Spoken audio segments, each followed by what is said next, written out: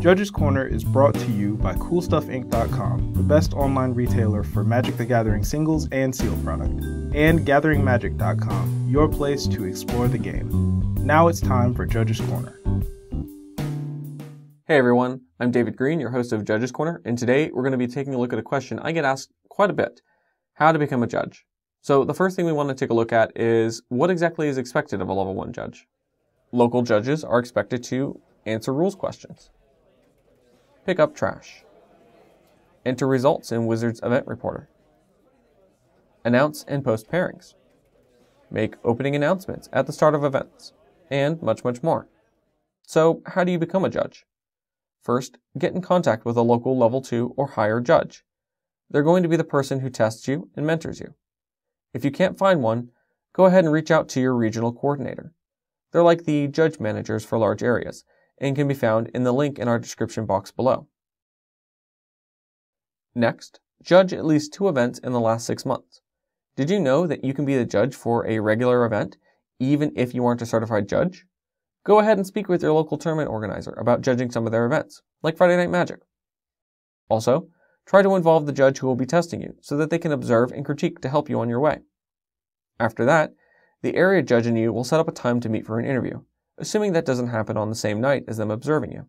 Once you're ready, you'll sit down for your level 1 judge test. It's about 25 questions, 18 of which are rules questions, and 7 are policy questions.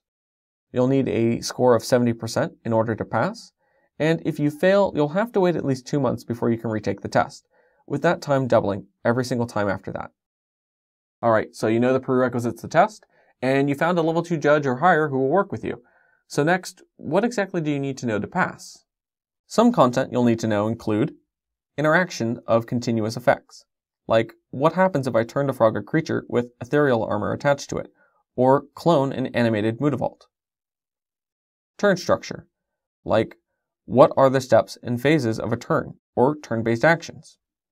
Multiple prevention and replacement effects, like what happens when you regenerate something with totem armor, or play 2 harm's way when someone casts a lightning bolt. State-based actions, like what are they and what do they do?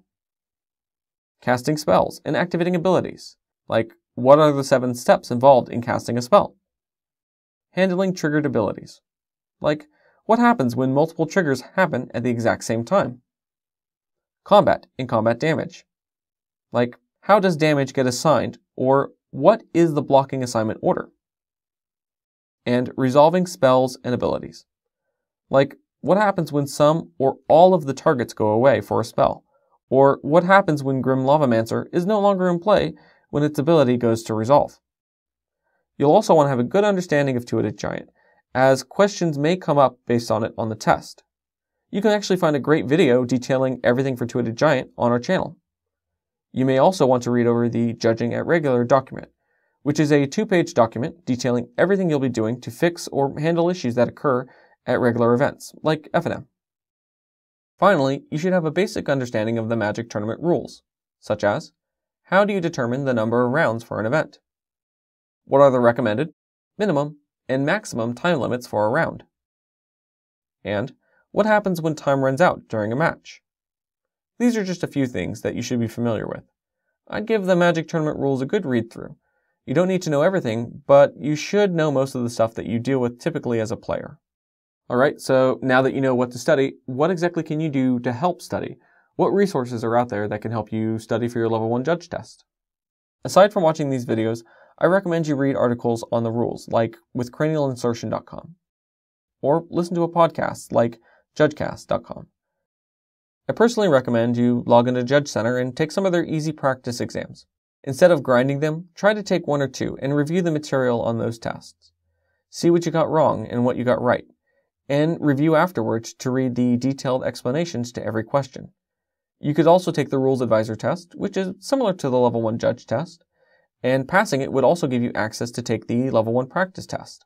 Keep in mind, though, that failing either of those 2 tests carry a cooldown period, much like that with the Level 1 Judge test. Also, a recent document release that's worth reading for any aspiring judges is the Magic Judge Code, which is essentially a judge code of conduct. And finally, there is a judge study group on Facebook. I highly recommend checking them out. you can engage in discussions or just observe and learn. So one last thing I want to talk about, and that's something that you should not study, the IPG. It's not that the IPG doesn't have content that's worth covering. In fact, it has a lot of really important content that can help with philosophies and other stuff to help you later on when you become a judge. But the IPG focuses exclusively on competitive events, and judging at regular events are going to be what's primarily on the Level 1 judge test. All of your regular events like FNMs and game days and pre-releases. So in order to not confuse yourself and answer questions incorrectly, I'd highly recommend focusing exclusively on the JAR until after you become a judge, and then you can focus on the IPG. So with that concludes our episode. If you have any questions about this episode or any other questions in general, make sure to send us an email at judgescorner@gatheringmagic.com.